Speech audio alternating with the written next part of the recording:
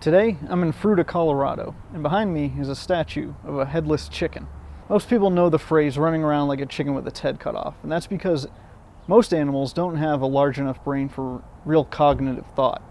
A lot of their actions come directly from their brainstem. In the case of a chicken and many other animals, if you cut off most of their head, there's still signals being sent from the brainstem to the rest of their body. These signals could be anything from run or walk or peck, or any of the basic things that chickens might do. It's also been observed in turtles, where if you behead a turtle, it will continue to swim with its head cut off. Additionally, birds possess a secondary balance organ in the pelvic region called the lumbosacral organ, which controls walking locomotion virtually independently from the vestibular organ involved in flight. This has been used to explain how a headless chicken can walk in balance despite the destruction of much of the cranial vestibular system. The story about the chicken behind me, though, in this case Mike the headless chicken, goes back to 1945, September of 1945. Clara Olson told her husband Lloyd Olson to go get a chicken ready for dinner.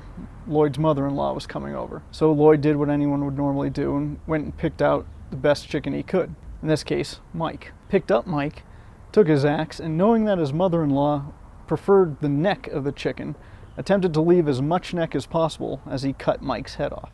Now, as was somewhat common, after he took his swing, the body of the chicken came down and he continued to run around like a chicken with his head cut off. The only difference here was that the chicken didn't die after a couple of minutes, either by suffocation or blood loss, as is common when you cut its head off. Lloyd, in his attempt to leave as much neck as possible, had only really cut off Mike's face and had left not only most of the brainstem, but had missed the jugular, and whatever superficial wounds were actually affected were quickly clotted.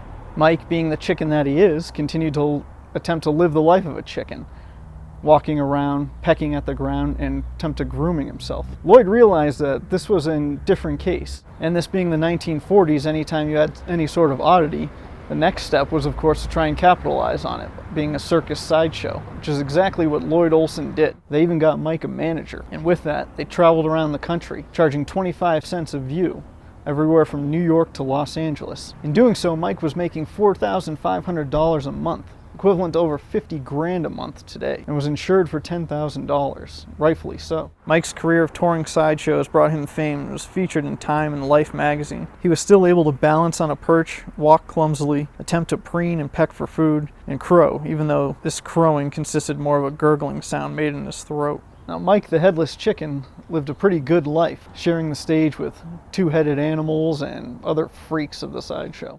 He grew from 2 pounds to about 8 pounds, as Lloyd had found a way to feed him, give him water using eyedroppers, and keep that hole that remained as his esophagus clear using tools. Lloyd kept Mike's head in a jar of preservative to show on display while they toured the country. Unfortunately, it all came to an end about 18 months later in Arizona. Mike started to choke on something in the night, and Lloyd and Clara, having left the tools they used to clear his throat and feed him at the carnival, were unable to save him from choking. And Mike died that night, having lived really without a face for almost 18 months. Now, every year here in Fruita, Colorado, a Mike the Headless Chicken Festival is put on. It includes events like the 5K Run Like a Headless Chicken race, an egg toss, pin the head on the chicken cluck off, as well as chicken bingo, in which chicken droppings on a numbered grid choose the number. If you enjoy the content, leave a comment or subscribe, and as always, until next time, get lost.